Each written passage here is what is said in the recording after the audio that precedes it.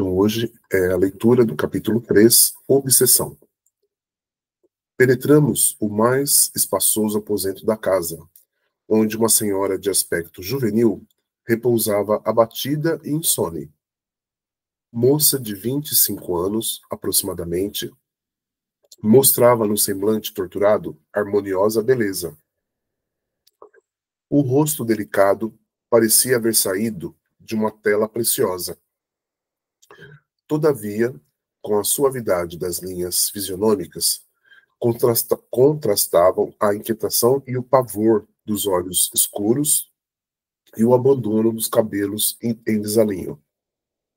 Ao lado dela, descansava outra mulher sem o veículo físico. Recostada num travesseiro de grandes dimensões, dava a ideia de proteger a moça indiscutivelmente enferma. Contudo, a vaguidão do olhar e o halo obscuro de que se cercava não nos deixavam dúvida quanto à sua posição de desequilíbrio interior. Conservava a destra sobre a medula alongada da senhora, vencida e doente, como se quisesse controlar-lhe as impressões nervosas. E fios cinzentos que lhe fluíam da cabeça, à maneira de tentáculos de um polvo, envolviam-lhe o centro coronário, obliterando-lhe os núcleos de força. Então, aqui você já vê a situação, né, da enferma, né, uma jovem, né, de 25 anos, tá certo? A situação dela aí, que muitas vezes é como os espíritos agem em nós, tá? A situação aí em que eles envolvem aí, pode ver, a questão ali da medula, né, certo? Que são aí as terminações nervosas, né, que partem ali do centro coronário, tá certo? É o que eles estão falando aqui para nós, tá? O centro coronário fica no alto da cabeça, tá? E vai envolvendo assim toda a parte ali, né, da medula. E fala aqui, olha, que é obliterando-lhe os núcleos de força, certo? Que são os centros de força, tá? Então a situação, só para você ver como a situação de como os espíritos normalmente agem em nós, tá? Indiferentes ambas à nossa presença, foi possível observá-las atentamente, identificando-se-lhes a posição de verdugo e de vítima. Arrancando-nos da indagação silenciosa em que nos demorávamos, Clarencio explicou. Só um minuto, pessoal, peraí.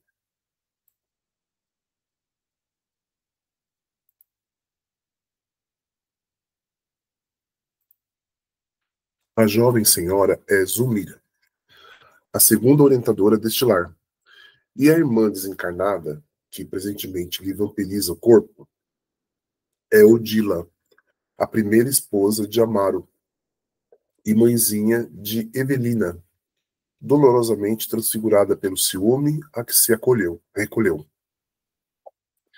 Empenhada em combater aquela que considera inimiga, imanta-se a ela, através do veículo perispíritico, na região cerebral, dominando a complicada rede de estímulos nervosos e influenciando os centros metabólicos, com o que lhe altera profundamente a paisagem orgânica.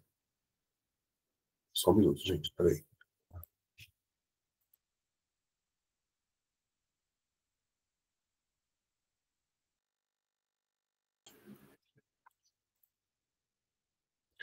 Então aqui só a gente confirma, né, a situação de Zulmira, né?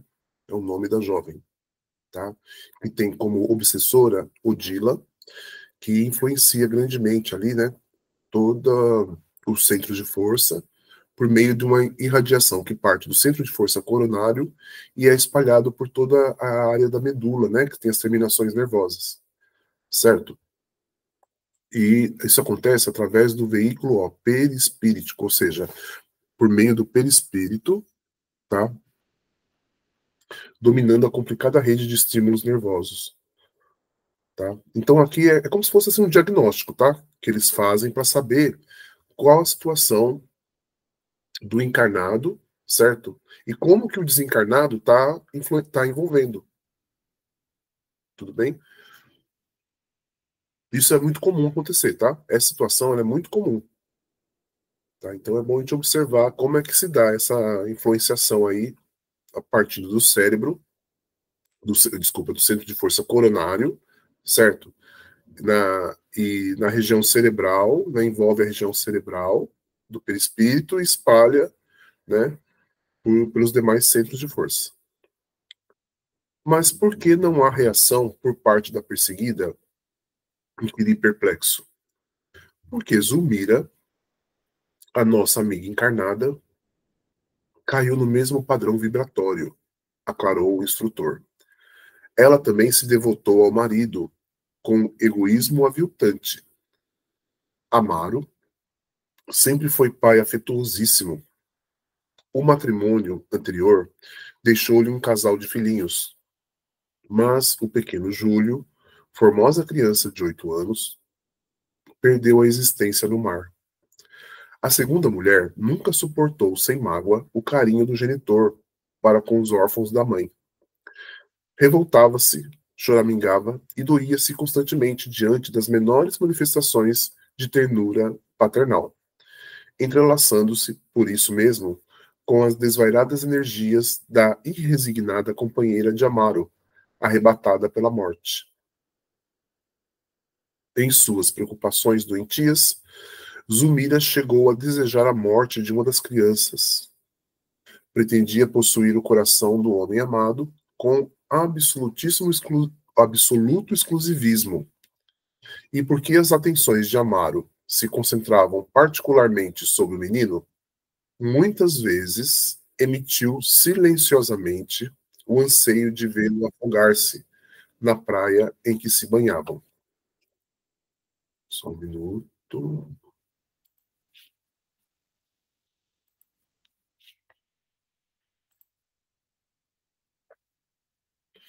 Certa manhã, custodiando os enteados, separou Evelina do irmão, permitindo ao Petis mais ampla incursão nas águas. O objetivo foi atingido. Uma onda rápida surpreendeu o miúdo banhista, arrojando-o ao fundo. Incapaz de reequilibrar-se, Júlio voltou cadaverizado à superfície. O sofrimento familiar foi enorme. O ferroviário sentiu-se psiquicamente distanciado da segunda esposa, classificando-a como relaxada e cruel com os filhinhos.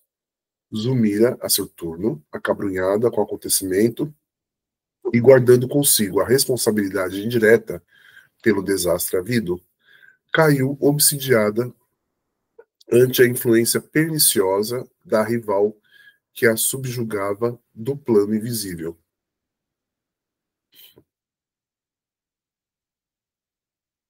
Certo? Então aí se percebe uma situação, né, que tem assim, né, que aproxima os dois espíritos, né, a desencarnada Odila com a encarnada Zulmira, que tem a situação ali de ciúmes, né, assim, é um ciúme que tem da encarnada com o marido, né, que tem os filhos ali do primeiro casamento, né? Então ela tem assim um certo ciúme, uma inveja da relação deles e começa a ali a, né, mentalizar, né, situações, né? E o que ela fez foi isso, ela separou, né, a, a, as crianças, né, e o mais novo se afogou, tá? Foi isso. E o espírito, né, da Odila, percebendo tudo isso, foi ficando com muito ódio e foi se ligando a ela cada vez mais, tá? Essa é a situação, tá bom? Percebam como é muito sutil, viu? Essas situações assim que vão aproximando os espíritos, viu? Tá? Que vão fortalecendo as ligações, né, de ódio e de vingança, né? Mas são coisas assim realmente muito comuns, né? Que acontecem com as pessoas normalmente.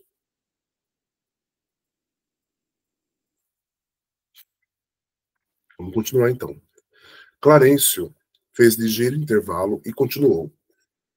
O sentimento de culpa é sempre um colapso da consciência e, através dele, sombrias forças se insinuam.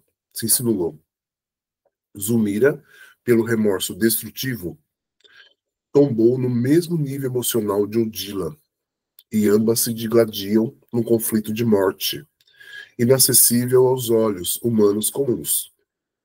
É um caso em que a medicina terrestre não consegue interferência. Calara-se o ministro. Qual se nos registrasse a presença por intuição, Odila movimentou-se e, agarrando-se à pobre senhora com mais força, gritou: Ninguém a libertará. Sou infeliz mãe espoliada. Farei justiça por minhas próprias mãos. E, contemplando a enferma com expressão terrível, acrescentava: Assassina, assassina, mataste meu filhinho, morrerás também. A doente abriu desmesuradamente os olhos. Extrema palidez cobriu-lhe a face. Não ouvia as palavras da adversária, que lhe era invisível, mas, envolta na onda magnética que a enlaçava, sentia-se morrer. Clarencio afagou-lhe a fronte e disse calmo: Pobre moça. Hilário e eu, instintivamente, abeiramo-nos de Odila para afastá-la com a presteza possível. Mas o instrutor generoso deteve-nos com um gesto advertindo. A violência não ajuda. As duas se encontram ligadas uma à outra. Separá-las à força seria a dilaceração de consequências imprevisíveis. A exasperação da mulher desencarnada pesaria demasiado sobre os centros cerebrais de Zulmira, e a lipotimia poderia acarretar a paralisia ou mesmo a morte do corpo. Mas então, clamou Hilário contrafeito, como extinguir essa união indébita? Não será justo afastar o algoz da vítima? Clarencio sorriu e ponderou. Aqui o quadro é diverso. Na esfera carnal, a cápsula física é precioso isolante das energias desequilibradas de nossa mente. Entretanto, em nosso plano de ação, no problema que observamos, essas forças desbordam ameaçadoras sobre a infortunada mulher, cujo corpo pode ser comparado a uma lâmpada de fraca receptividade, sobre a qual seria perigoso arremessar uma corrente superior à capacidade de resistência a que se enquadra. A inutilização seria completa. Que poderíamos fazer? Indagou Hilário, desapontado. Precisamos atuar na elaboração dos pensamentos da infortunada irmã que tomou a iniciativa da perseguição. É imprescindível dar outro rumo à vontade dela, deslocando-lhe o centro mental e conferindo-lhe outros interesses e diferentes aspirações. E não podemos começar exortando-a? O ministro sereno obtemperou sem alterar-se. Talvez, assim de momento, não pudéssemos ou não soubéssemos. A preparação é indispensável. Nada custa uma conversação de censura, alegou meu companheiro admirado. Sim, uma doutrinação pura e simples seria cabível. Contudo, não podemos esquecer que a organização cerebral da vítima permanece excessivamente martelada. Nossa intervenção no campo espiritual de Odila deve ser envolvente e segura para evitar choques e contra-choques que repercutiriam desastrosamente sobre a outra. Nem doçura prejudicial, nem energia contundente. Então percebam aí que eles já estão elaborando uma forma de atuação, tá? E eles entendem que tem que atuar junto à irmã desencarnada numa doutrinação, certo? Que fizesse ela mudar a vontade dela, certo? Então, basicamente isso. É uma doutrinação. Só que tem aí uns requisitos, né? A doutrinação, ela não pode ser nem muito doce e nem enérgica. Ela tem que ter um meio termo, tá? Bem, só um minutinho, gente, peraí.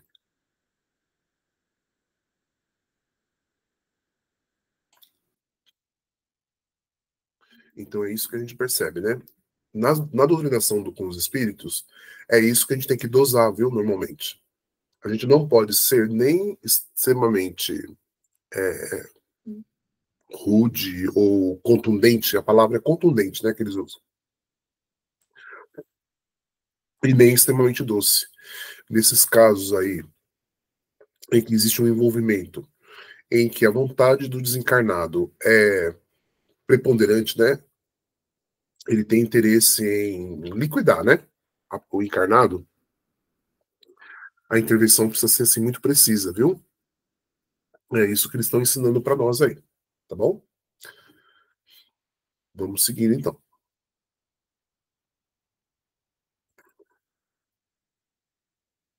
O instrutor dirigiu piedoso olhar às duas mulheres e prosseguiu.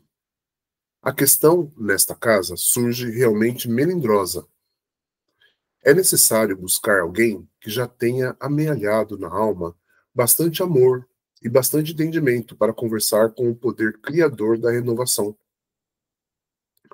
Refletiu alguns instantes e aduziu. Contamos em nossas relações com a irmã Clara. Rogaremos o concurso dela. Modificará Odila com o seu verbo coroado de luz, inclinando-a ao serviço da conversão própria. Por agora, de nossa parte, somente nos é possível a dispensação de algum alívio e nada mais. Recomendou a Eulália assistir Severina para o refazimento psíquico de que a menina necessitava, e em seguida aplicou recursos magnéticos sobre Zulmira em passes calmantes de longo curso. Qual se fosse brandamente anestesiada, a enferma passou da irritação à serenidade e pareceu dormir aos olhos do esposo, que chegara de mansinho, acomodando-lhe os travesseiros. Agora é o capítulo 4, tá? Na sequência, senda de provas. Zulmira ausentara-se do corpo, mas não desfrutava a paz que se lhe estampara na máscara física. Enlaçada por Odila, a cujo olhar dominador se inclinava, submissa, não nos identificou a presença. Com evidentes sinais de terror, ouvia as objurgatórias da rival que a acusava, exclamando: Que fizeste de meu filhinho? Assassina, assassina. Pagarás muito caro a intromissão no lar, que é somente meu. Destroçarei tua vida. Não me furtarás o afeto de Amaro. Armarei o coração de Evelina contra ti. Não, não, respondia a vítima. Não matei. Não fui eu quem matou. Hipócrita, acompanhei os teus pensamentos, teus desejos, teus votos. Zulmira desembaraçou-se de Inopino nos braços que a envolviam e correu para fora, seguida pela outra. Esclarecendo-nos bondoso, Clarencio observou. Quando a pobrezinha consegue sossegar o corpo, cai no pesadelo agitado. Acompanhemo-las. Dirigem-se à praia, onde ocorreu a morte do pequenino. Premida pelo assédio de nossa irmã desequilibrada, Zulmira ainda não se libertou das aflitivas reminiscências de que se vê possuída. Pusemo-nos na direção do mar, antecipando-as no trajeto. E enquanto nos afastávamos, a conversação fez-se ativa. Não posso compreender porque a infeliz se declarou inocente, comentou Hilário pensativo. Por que tamanha aprovação, se não é ela a autora do crime? Inquiri por minha vez. O ministro, porém, informou preciso. Segundo as anotações que já recolhemos da irmã Eulália, Zulmira não é propriamente a autora, mas, com loucas ciumadas do marido, desejou ardentemente a morte da criança, chegando mesmo a favorecê-la. Para não repetirmos esclarecimentos aos quais já nos reportamos, faremos ligeiro retrospecto, tão minudenciado quanto possível, examinando o problema aflitivo do casal. Depois de breve pausa, prosseguiu. Amaro experimentava imensa devoção afetiva pelo filhinho. Quando Júlio adoecia, desvelava-se à cabeceira do Petis com ilimitada ternura. Sabendo-o sem o carinho materno e reconhecendo que a madrasta não primava pelo amor junto dos enteados, passava a dormir ao lado do caçula, rodeando-o de mimos. Quando tornava a casa, cada dia, confiava-se a longas conversações com o filho, lendo-lhe histórias ou escutando-lhe atencioso as narrativas infantis. Assemelhavam-se a dois velhos amigos, a se bastarem um ao outro. Zulmira, em razão disso, ralada de despeito, passou a ver no menino um adversário de sua felicidade doméstica. A dedicação de Evelina para com o genitor não lhe doía tanto. A filha mais velha era mais doce e mais reservada. Só um minuto, gente. Aí.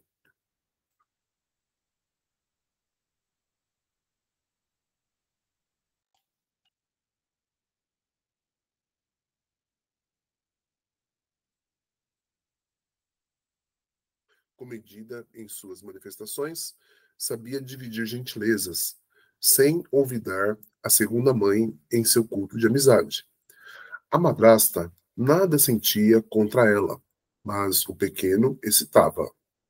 Júlio, no extremado apego ao genitor, costumava exagerar-se em traquinadas e caprichos, que Amaro desculpava sempre, com um benevolente sorriso. Zulmira, pouco a pouco, permitiu que o ódio lhe ocupasse o coração e deixou que o ciúme a enseguecesse a ponto de suspirar pelo desaparecimento do alegre rapazinho. Despreocupava-se intencionalmente pela assistência que lhe devia e abandonava-o às extravagâncias, características de sua idade, alimentando o secreto anseio de presenciar-lhe o fim. Chegava mesmo a estimular-lhe indébitas incursões na via pública, admitindo que algum veículo podia fazer o que não tinha coragem de realizar com as próprias mãos.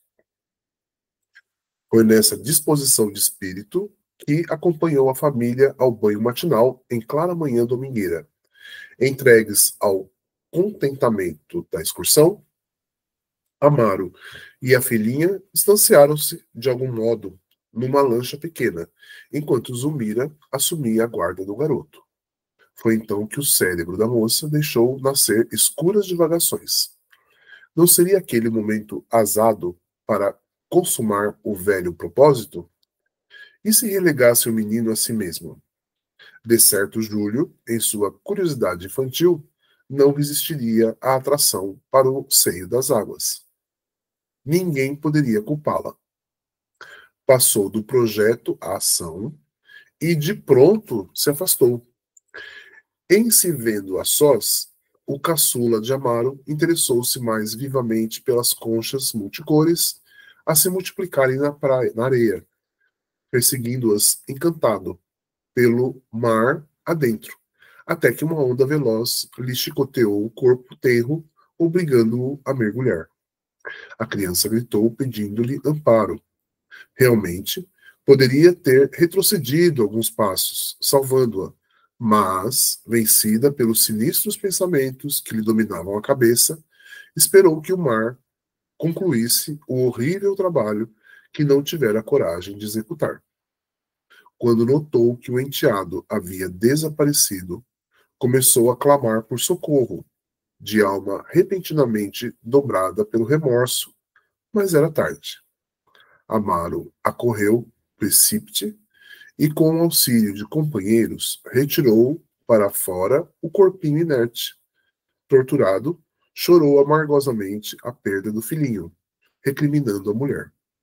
Foi então que Zulmira, dominada pelo arrependimento e atormentada pela noção de culpa, desceu em espírito ao padrão vibratório de Odila, que a seguia em silêncio, revoltada. Enquanto se mantinha com a paz de consciência, defendia-se naturalmente contra a perseguição invisível, como se morasse num castelo fortificado, mas, condenando a si mesma, resvalou em deplorável perturbação, à maneira de alguém que desertasse de uma casa iluminada, embrenhando-se numa floresta de sombra. O ministro fez leve pausa de repouso e prosseguiu. A pobre senhora, desde esse dia, perdeu a ventura doméstica e a tranquilidade própria. Ela e o marido respiram agora sob o mesmo teto, qual se fossem estranhos entre si. Mas, à frente da lei, Zulmira é culpada? Perguntei com interesse. O sábio mentor sorriu significativamente e considerou. Não. No sentido real da lei, Zulmira não é culpada. Entretanto, deitando-nos num olhar mais expressivo que de costume, continuou. Todavia, quem de nós não é responsável pelas ideias que arroja de si mesmo? Nossas intenções são atenuantes ou agravantes das faltas que cometemos. Nossos desejos são forças mentais coagulantes, materializando-nos as ações que, no fundo, constituem o verdadeiro campo em que a nossa vida se movimenta. Os frutos falam pelas árvores que os produzem. Nossas obras, na esfera viva de nossa consciência, são a expressão gritante de nós mesmos. A forma de nosso pensamento dá feição ao nosso destino. Hilário e eu ouvíamos enlevados sem pestanejar. Clarencio, no entanto, guardando a intuição clara do serviço imediato a fazer, para não delongar-se em digressões filosóficas, retomou o fio central do assunto, esclarecendo. Júlio trazia consigo a morte prematura no quadro de provações. Era um suicida reencarnado. A segunda esposa de Amaro, porém, sofre o resultado das infelizes deliberações que albergou no espírito. Padece o retorno das vibrações envenenadas que arremessou na direção do menino.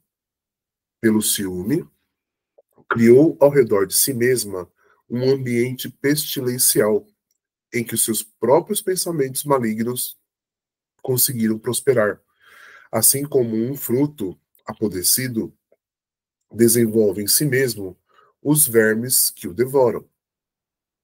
Supondo-se responsável pela morte da criança, de vez que asilou o delituoso plano a que nos referimos, Zulmira abandonou-se ao mal que trazia consigo e mantendo-se ainda ao mal de que a adversária é portadora, e tornou-se por isso enferma e dementada. E o pequeno em toda a história, inquiria admirado. Júlio foi conduzido à região que lhe é própria, mas o Dila não poderia vê-lo, certificando-se de toda a verdade. Infelizmente, explicou o venerando instrutor, a infortunada criatura tem o centro genésico plenamente descontrolado, e isso lhe impede a visão mais ampla. Não consegue querer senão o marido, em vista do apego enlouquecedor aos vínculos do sexo, que a paixão nada faz senão desvirtuar.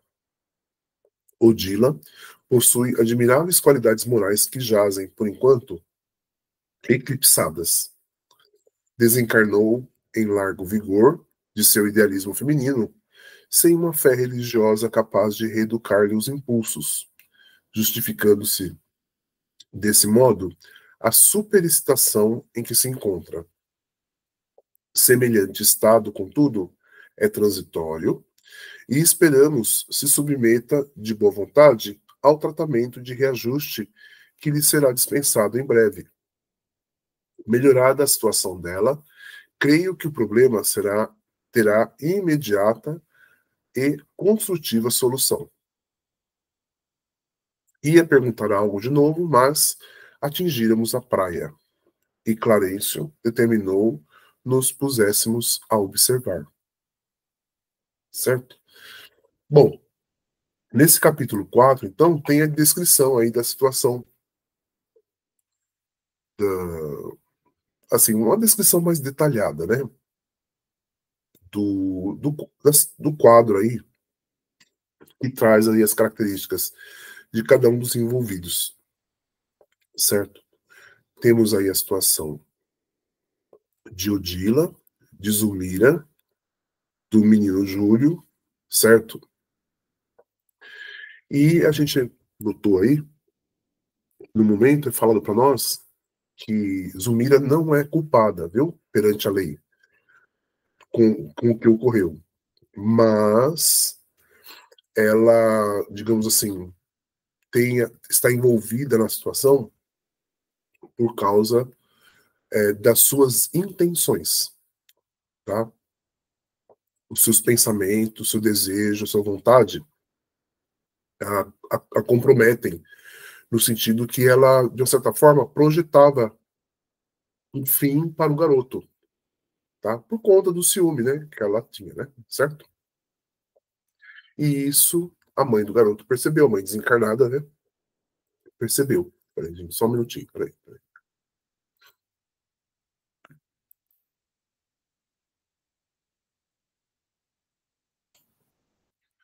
E isso a mãe do garoto percebeu, certo?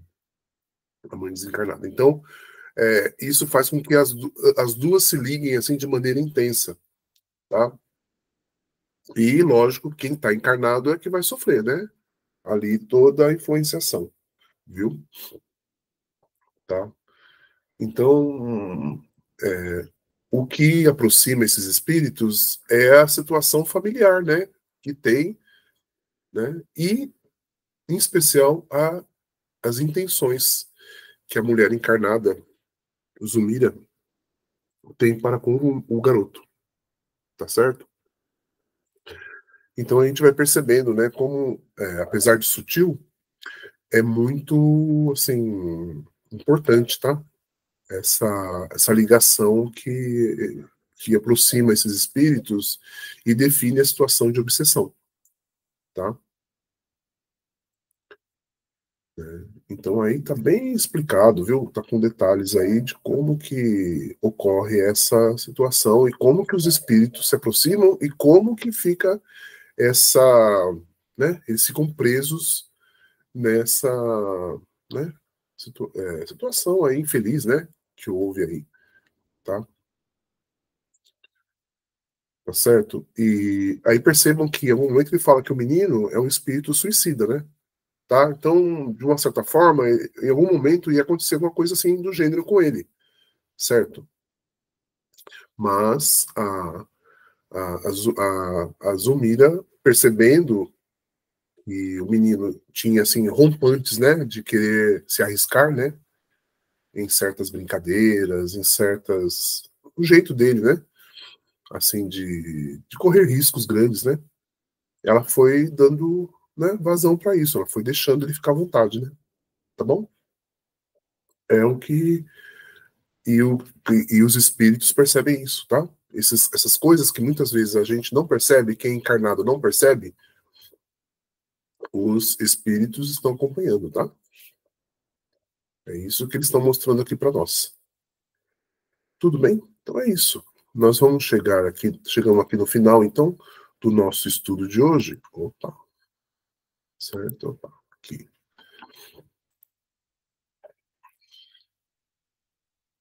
Chegamos aqui. Na próxima semana, iremos continuar com a leitura do capítulo 5, tá? Então já vamos deixar aqui certinho, para na sequência aqui nós fazermos a nossa, né, nós vamos parar aqui a gravação, para nós fazermos aí os comentários e tirar as dúvidas de quem está aqui no estudo ao vivo, né? Quem está acompanhando aqui ao vivo esse estudo. E quem está acompanhando a gravação, nesse momento nós vamos interromper. Desejamos aí, né, que todos possam estar junto conosco na próxima oportunidade. Certo? Então, até a próxima, então, se Deus assim nos permitir.